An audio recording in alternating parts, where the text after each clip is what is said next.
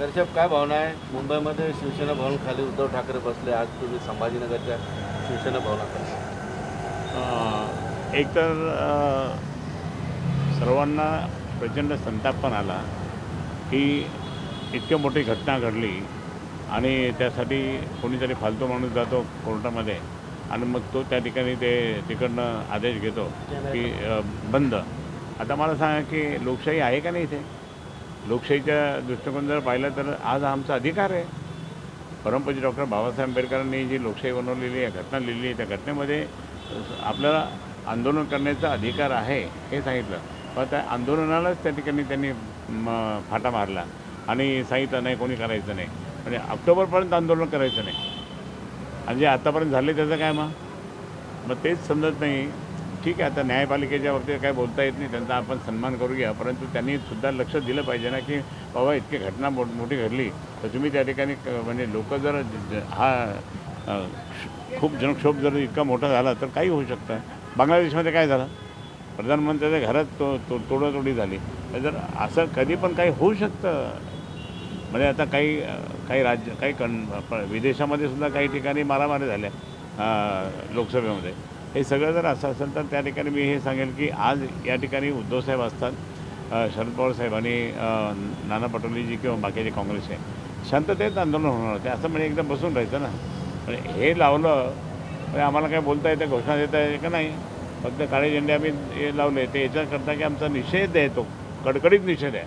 पण आम्ही त्या ठिकाणी कुठेही असं रस्त्यावर किंवा आंदोलन किंवा आम्ही करत नाही हे सुद्धा त्या ठिकाणी माननीय उद्धवजींनी आम्हाला सांगितलं. तरी पण त्या ठिकाणी राग हा मनातून जाणार नाही. जनतेच्या मनातून हा राग कधीच जाणार नाही की एक छोट्या मुलींना त्या ठिकाणी असं करायचं. आणि इतकं असतानासुद्धा ते भाजपचे काही मूर्ख लोक काय म्हणतात, नाही हे म्हणे घडून आणलं, हे असं केलं, मग तिकडचं केलं नाही तिकडचं केलं. अरे पण तुम्हाला कळतं का नाही, ती तुमची शाळा आहे म्हणून तुम्ही बोलता का? ती शाळा त्यांची होती ती. मग इतकं असतानासुद्धा जर असं होत असेल तर लोक खूप चिडलेले आहे मात्र. या ठिकाणी दानवे यांनी वेगळं आंदोलन केलं. नाही, दानवेंनी नाही ऐकून घ्या.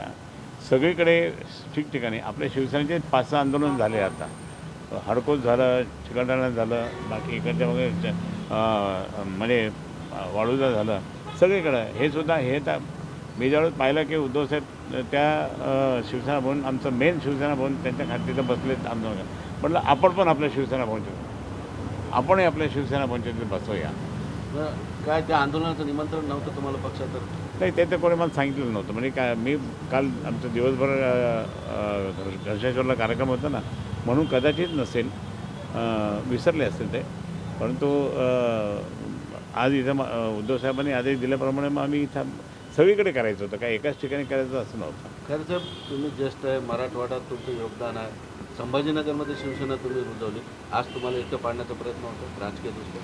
नाही, एकटं पाडण्याचं कोणाची हिंमत नाही आहे, करण्याचा प्रयत्न करतात. पण मी मोजतात आहे कारण मी शिवसेना प्रमुख माननीय बाळासाहेब ठाकरेंचा कडवट शिवसैनिक आहे. उद्धवसाहेबांच्या नेतृत्वाखाली काम करतो, असं कोणी करू शकत नाही. हां, शिवसेना काय बोलणार?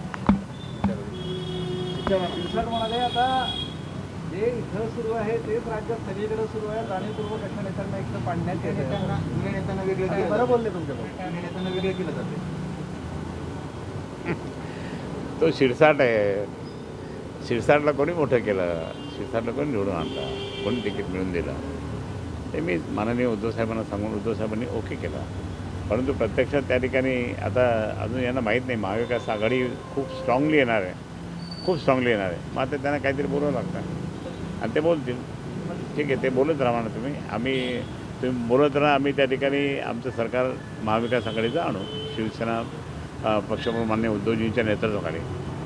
राज्यात त्यांच्या बोलण्यामध्ये तथ्य आहे का, वाटतंय का तुम्हाला तुमच्यासारखं इतर नेत्यांना देखील एकटं पाडण्याचा प्रयत्न होतोय म्हणून? नाही, ते त्यांची भूमिका आहे, आमची नाही भूमिका.